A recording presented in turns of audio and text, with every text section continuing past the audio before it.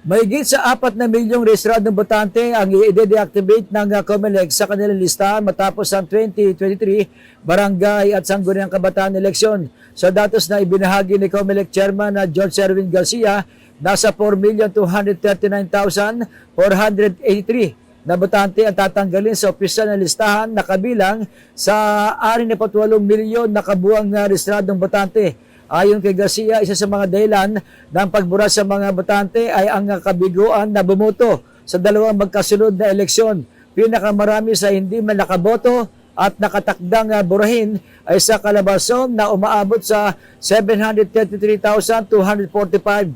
Pangalawa ang Central Luzon na may 503,280 na botante.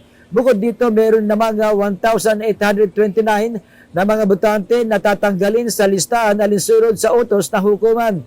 Tatanggalin din sa listahan na nasa 575 na nabigo nga i-validate ang kanilang record. 3 botante na hindi Filipino citizenship at 2 hindi na eligible bumoto matapos mahatulang dahil sa krimen na nagawa. Para sa MBC TV Network News, ito si Boy Gonzales. Sama-sama tayo, Pilipino.